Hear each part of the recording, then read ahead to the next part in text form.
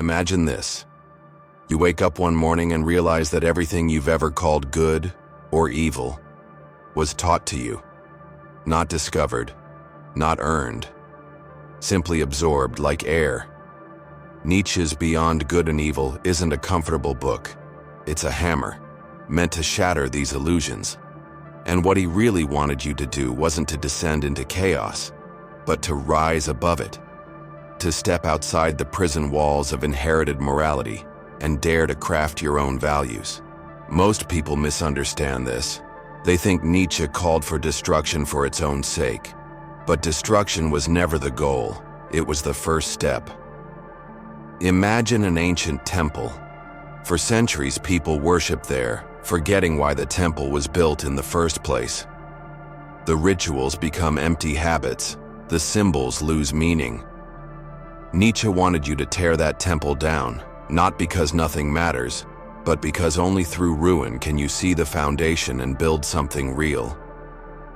Think about it. How many of your beliefs did you choose? How many were chosen for you by parents, teachers, media, religion, or the culture you happened to be born into? Nietzsche argued that most people never ask this. They live and die inside the comfort of borrowed convictions. They judge actions, people, and even themselves through lenses they didn't grind themselves. This, he called slave morality, a mindset built not on strength and creativity, but on obedience, guilt, and fear. Yet Beyond Good and Evil isn't a rejection of all values.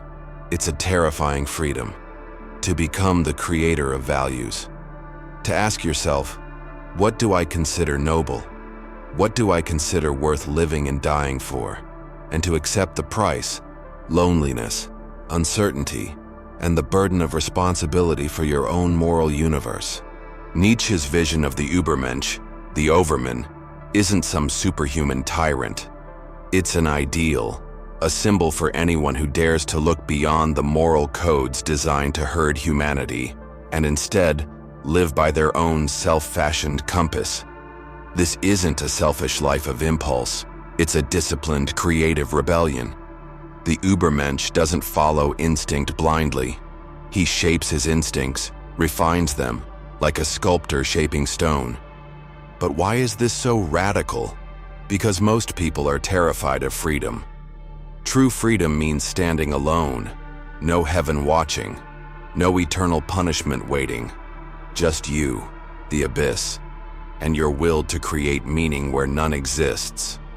For Nietzsche, this was not a tragedy, but the highest human potential. Think of history's great figures, the thinkers, artists, revolutionaries who challenged the moral codes of their age. They were rarely comfortable, often hated, sometimes destroyed by the very society they sought to awaken. Yet they lived, truly lived, because they dared to ask, what if the world's truths aren't truths at all? What if I can create my own? And yes, this path is frightening. Beyond Good and Evil is not a warm, safe place. It's cold, vast, and empty. Many look into that void and run back to the familiar prison of dogma and doctrine. But Nietzsche argued that in embracing the abyss, in dancing on its edge, you can become stronger, sharper, and more alive than you ever dreamed. So what does this mean practically? It means examining every inherited belief. When you call something wrong, ask, according to whom and why? When you call something good, question what interest that label serves. You begin to see that much of morality is a historical power struggle.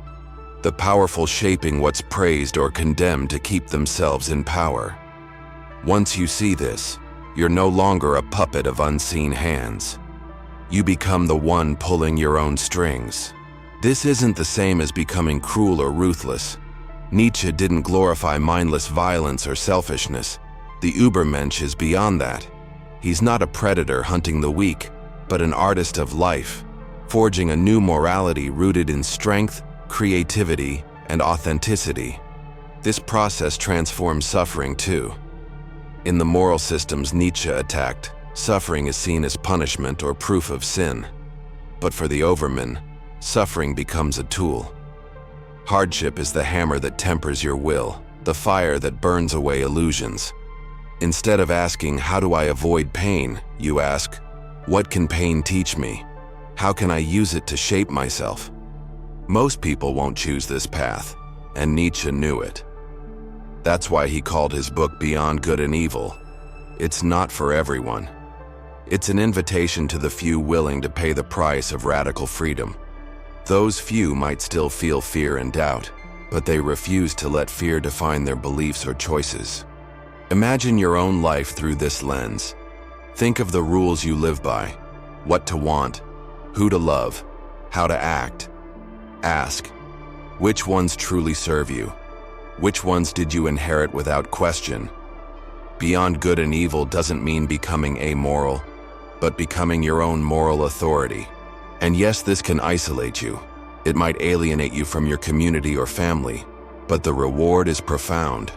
Your life stops being an imitation and becomes a creation. You become the sculptor of your own soul. If this resonates, if you feel the pull to question deeper, to live braver, like this video, subscribe, and turn on notifications. Comment your thoughts. Do you dare to step beyond good and evil, or is the comfort of inherited beliefs too strong? Your answer matters because it's the first step on this path. Nietzsche didn't want blind destruction. He wanted rebirth. He wanted each of us to look in the mirror, see the layers of lies and borrowed values, and say, I will build myself anew. In a world drowning in ready-made answers and mass-produced outrage, this philosophy is more dangerous and more necessary than ever. It asks you to confront what you fear most, your own freedom. To live beyond good and evil is not to reject meaning, but to realize that meaning was never out there waiting for you to find. It was always yours to create. And that, Nietzsche believed, is the highest, hardest, and most beautiful task a human being can undertake. So, do you have the courage to see morality not as a rule book, but as raw material? Do you dare to shape your own code, knowing that no one else can do it for you? That is what Nietzsche really wanted you to do. Not to burn the world for fun, but to rise from its ashes with your own values forged by your own will. Thank you for watching. If you're ready to keep questioning everything and walk deeper into the shadows of philosophy, subscribe, like, share, and make sure you turn on notifications, because this journey has only just begun.